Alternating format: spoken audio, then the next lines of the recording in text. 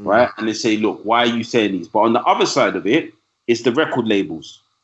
And the record labels who allow this content to go out. And I think Ice-T once said something which was interesting.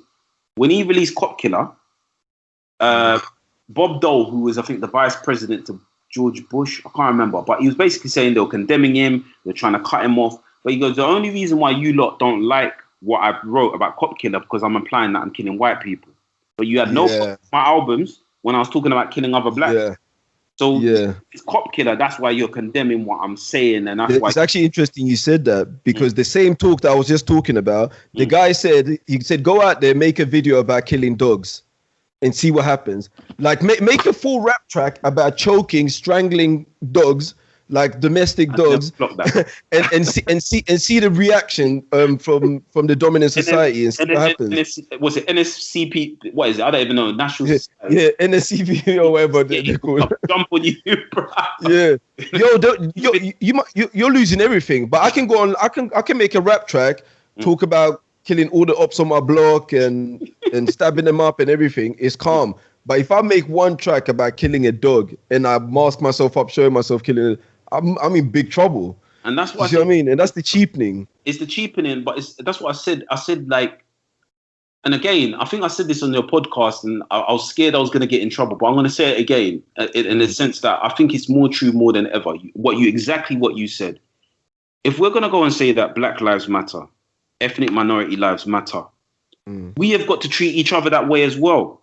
We have 100%. Got to treat each other that way, and we've got to look at the way that we're conducting ourselves. And I've said this on the podcast. If you're coming on the thing of, I like what Anthony Joshua said. He got in trouble for this, but he said, look, the road thing is over. He made this like that. He goes, this road stuff is over now. There's why are we fighting each other? The road stuff is over. We've got to conduct ourselves in a way which brings dignity to ourselves.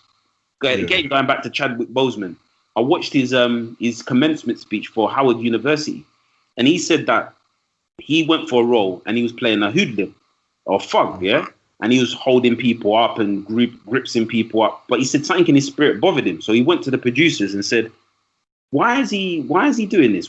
Give me the motivation." Oh, his dad's not around. His mum's on heroin. He goes, "Can we not have a talent or something? Is there something redeeming about the character?" They let him go.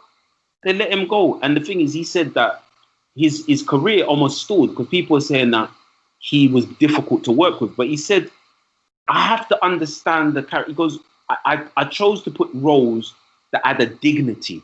Every role I picked have a dignity. And another person like that is Denzel Washington.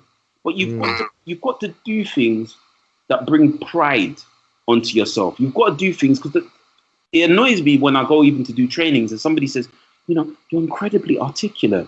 Wow, I didn't think you'd speak like that. Now, they're trying to to me as a compliment. Wow. But did they think, rude boy, wagwan, things calling it, and I've come to comment you lot still about if they, you know what I mean? That's what they want to hear, though. That's the thing. I mean, I get there a couple of times though, and I'm like, you smart. You're into stuff because obviously I'm not in terms of how I speak, and I'm not the most brilliant sounding, but in terms of like my knowledge base, it covers a vast area. So sometimes I can jump into conversations with anyone, anywhere, at any time. And sometimes when you jump into certain conversations, you're talking about deep stuff. You can feel them thinking, how does he know about that? Why is he talking about neural links and quantum physics and all that stuff? It's like I might not express it in the language and in the manner that you guys are talking about in terms of the tonality of your voice and your the way you articulate things, but I know it and I'll articulate it in the manner in which I know. Do you see what I mean? Exactly, bro. And it's like when you're saying these things, that's what I think we've got to leave that ghettoization, that whole thing of I'm from the hood. And I think it's that thing of you feel that if you're not from the hood, you're not really black.